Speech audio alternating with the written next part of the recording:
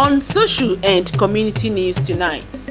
Join us as we journey through the cultural significance of Yoruba kinship, traditions and royal rites of passage. It was a celebration of community spirit, resilience and shared purpose as Governor Ayedatiwa presents staff of office and instrument of appointment to 2 new monarchs in Ilaje local government area.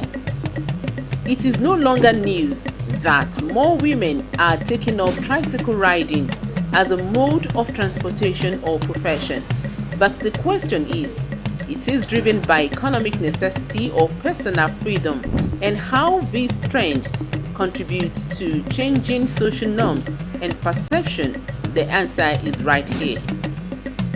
Festival is a celebration of community heritage and culture. Let's see how Okade Festival promotes unity through cultural exchange and preservation among the people.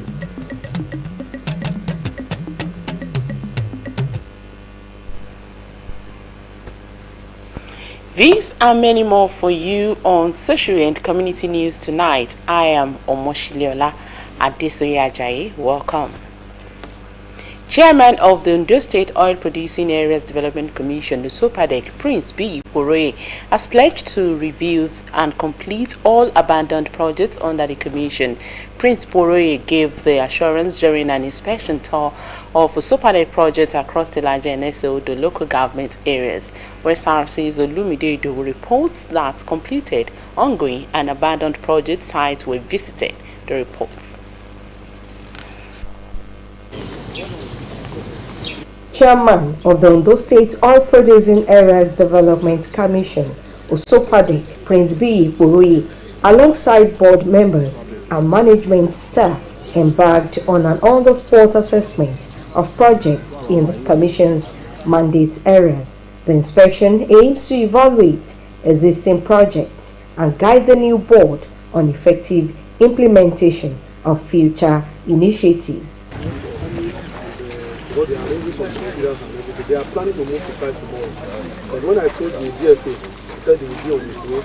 At the General Hospital at Gadagbopo in Esodo local government area, Prince Poroye expressed displeasure over the slow pace of work and directed the contractor to return to site immediately with a 60-day deadline to complete the project. It will not take this much time since people can access water within 6 months.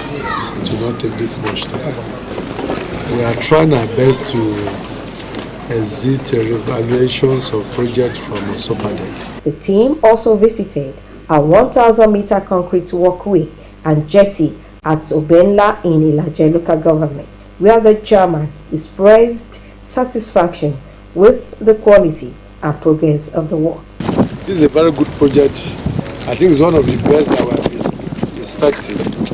And we want to commend the SOPADEC engineers that is assigned to this job and all the project departments for a good job done here. On the hostel accommodation project at the Olusegun Agagi University of Science and Technology, the supervising team leader, architect Bimbo Omotola, revealed that the project was awarded 18 years ago but has since been abandoned.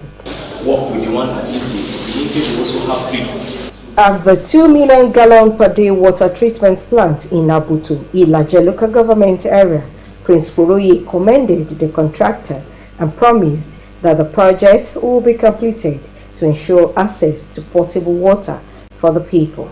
The inspection team also paid homage to traditional rulers in the areas visited. Other sites inspected include the Molu 10 water scheme, the School of Maritime Transport and Logistics in Ugunla, the 28.5 kilometer Abutu Atijere Road, and the Igbotu Township Road, among others. In an interview with journalists, Chairman Poroye thanked Governor Lucky Ayedatiwa for the opportunity to serve and assured residents of his commitment to bringing sustainable development to oil-producing communities. We can see that what SOPADEC is doing currently is laudable and highly appreciative. We have seen projects that are as old as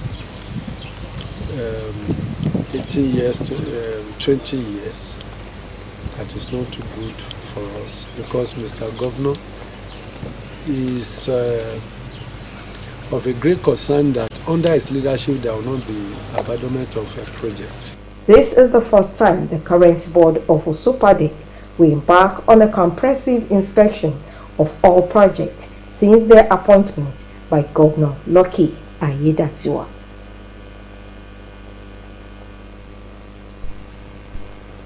Now to stories that reflect our culture, but that will be after the break. Please stay tuned.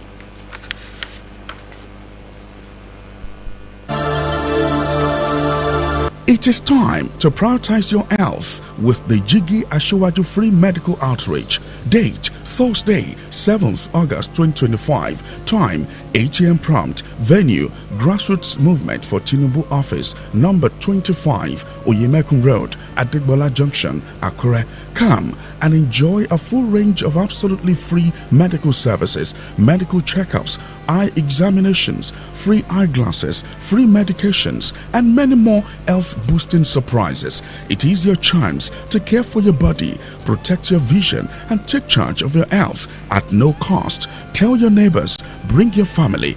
This is a medical outreach with purpose and compassion. Proudly brought to you by the Grassroots Movement for Tinubu Ondo State Chapter, working to build a healthier and stronger community. GMT. In God we trust.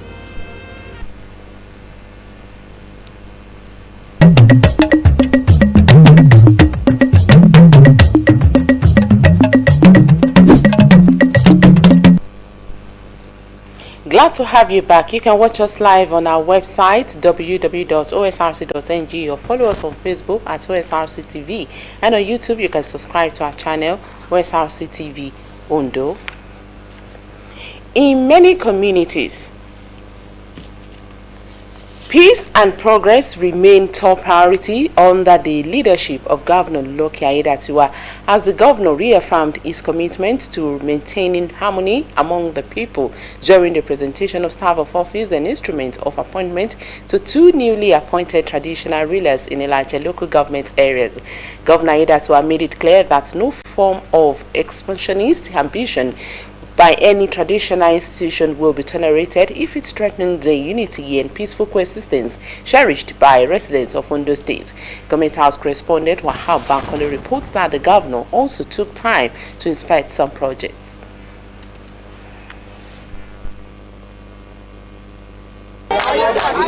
A warm welcome greets Governor Lucky Aiyedatiwa in Ilaje local government area as residents gathered in jubilant spirit at the Ugbo Stone Jetty.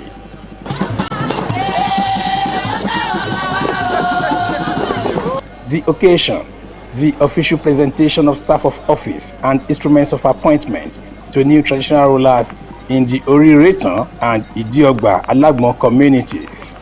Traversing through these waterways, the journey became more than just a trip. It was a celebration of community spirit, resilience, and shared purpose. Oriretan community was alive with celebration as the community came together, showcasing their appreciation and respect for the governor.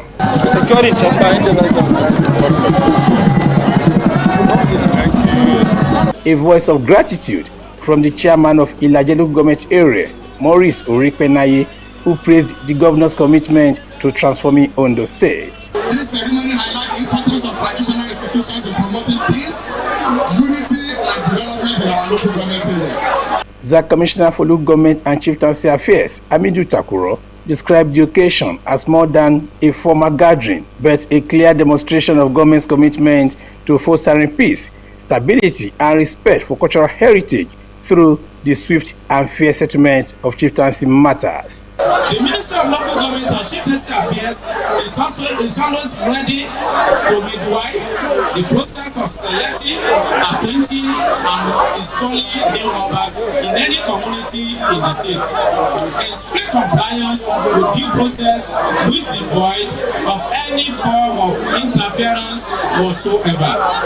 Governor Lucky Aiyedatiwa said the elevation and recognition of chieftaincy titles was a testament to the government's commitment to honoring traditional institutions. The governor announced that the State Executive Council gave official approval to rename the title of Yashere of Ilepepe to Yashere of Oriretan after a thorough and careful review of the request was found to be well-deserving.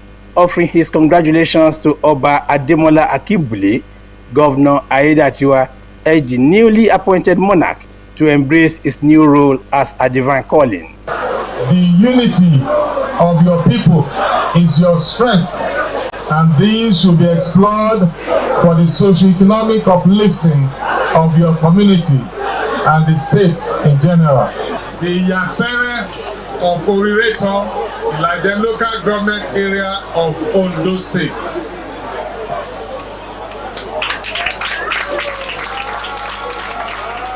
The governor noted the ongoing efforts of his administration to enhance the quality of life for all residents, with a sharp focus on strengthening the state security framework to unlock greater economic opportunities. Security matters should not be left to the government alone. Rather, it should be a collective effort of every member of the communities.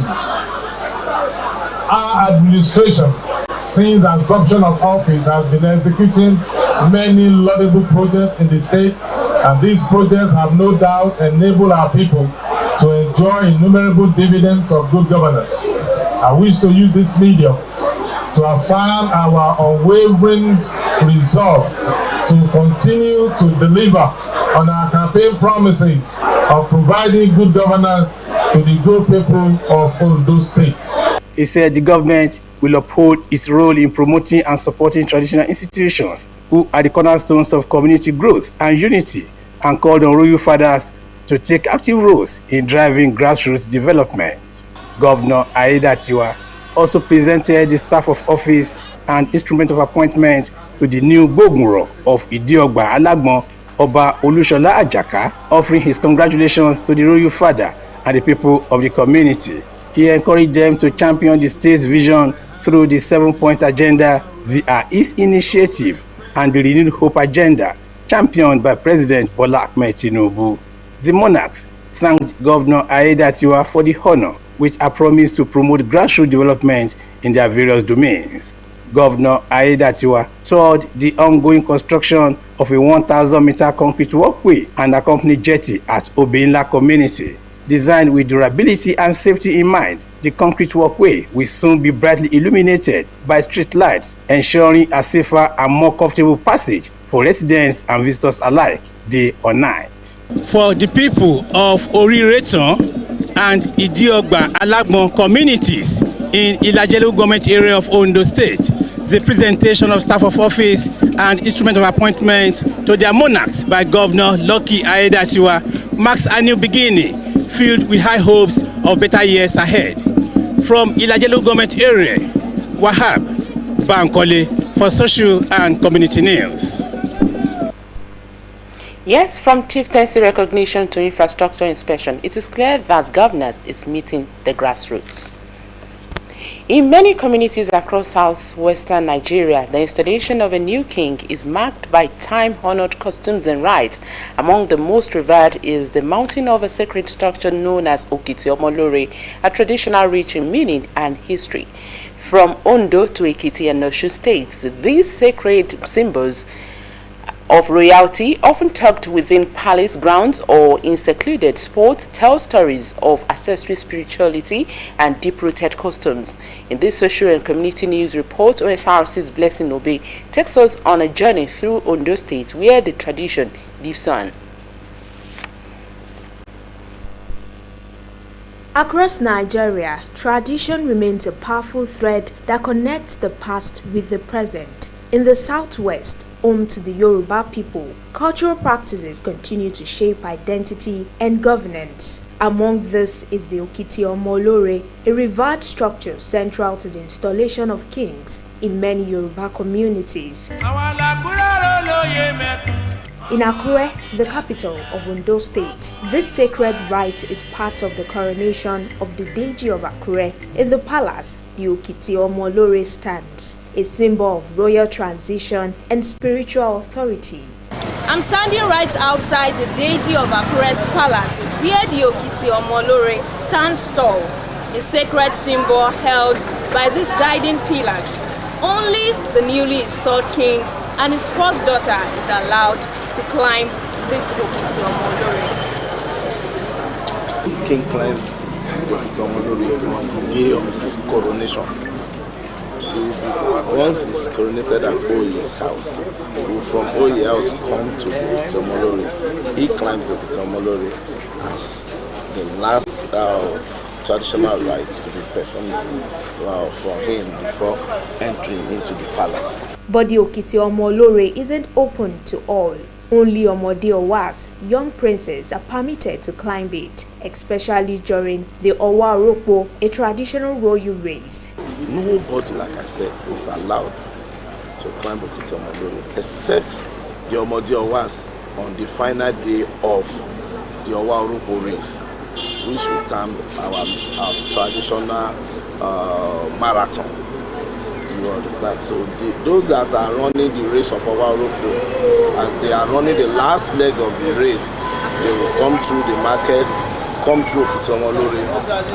Deji will be seated in front of the palace and they come to finish the race right at his feet. So those are the people that has access to climb the Okiti Omolore. And the Owa Orokpo is only done once in a year. After that, nobody ever goes there to climb on it. In Isiko Kingdom, the tradition is just as significant. Here, the Okiti is hidden from the public eye, its visibility restricted as a mark of reverence and mystery. In the days of our forefathers, they must kill human being. But now there's nobody dare kill anybody. So what they do, they kill a sheep. The other, we have his left leg, smash it on the blood of the sheep. While the daughter, we have the right leg, smash it on the blood of the sheep. Both of them will climb the hill together, wearing their crowns with area okay on it, and offer prayers for the community. For both of them, we enter into the palace as Oba and the crown princess together for the first time in their life history. Nearby in Ipinsha, the sacred structure takes a different name, Oriota. According to tradition, before the king takes on full responsibilities, he spent 7 days in seclusion, culminating in the symbolic climb of the Oriota. We don't call it Okiti Omolore. We don't call it Oriota. Oriota Langpe, we call it Oriota.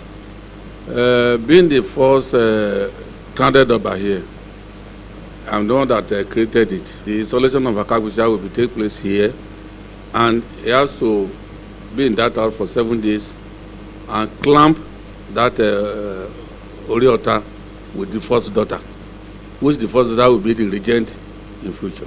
Similar traditions echo across Ekiti, Ijesha land, and Akoko land, where variants of the Okiti exist, each carrying the same spiritual and cultural weight. Though names and details differ, the message remains the same: reverence for tradition, respect for ancestral customs, and the enduring roles of culture in leadership. These sacred symbols continue to stand tall, not just as physical structures, but as timeless guardians of heritage, speaking across generations. Blessing Obey for Osrc Social and Community News.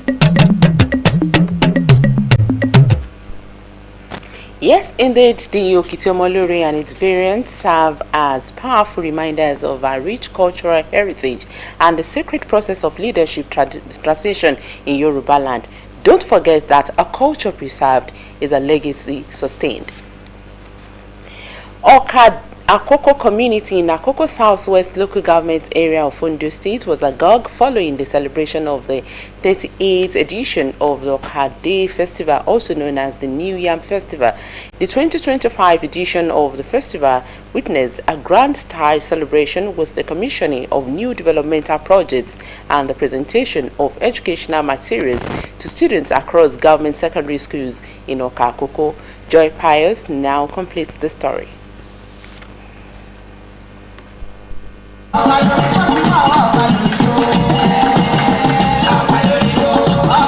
First Saturday of August every year, sons and daughters of Akoko in Akoko Southwest local government area of Ondo State, at home and in diaspora, return to their roots in celebration of Okade, also referred to as the New Yam Festival, a day where tradition, pride and unity converge in one heartbeat.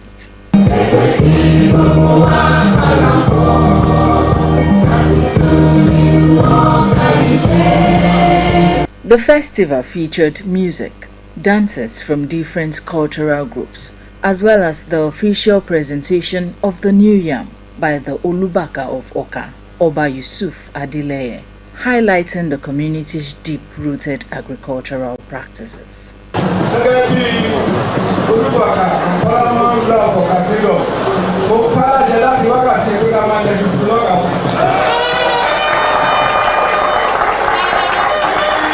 To mark the 2025 edition of the annual Oka Festival, several developmental projects embarked upon by the Okarufe Cultural Foundation, a non-governmental organization comprising distinguished indigents of Oka, were commissioned.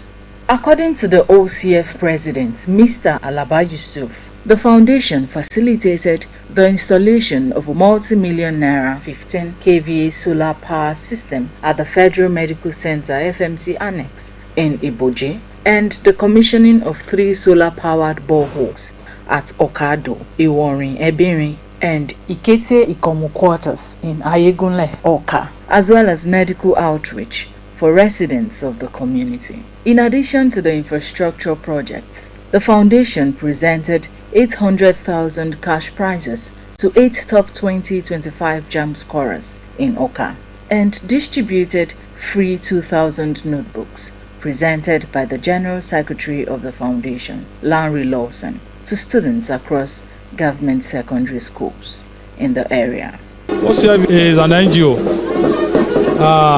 that is operating to give back to the community for the advancements of Oka land. So with OCF, we are looking for a way of bringing us together, and that's the importance of this we are doing.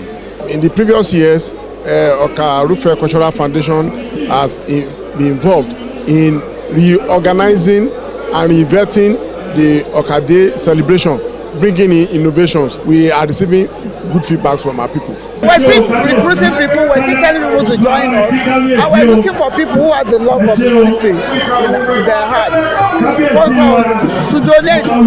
It's a continuous development. We intend to light up the old city, to do boreholes all over the city. I'm very happy about being the escrow, and I thank the OCF for the cash prize, for the cash donation to the rest of us that scored 300 and above. I appreciate the Okarufe Cultural Foundation for giving us exercise books and some other school materials.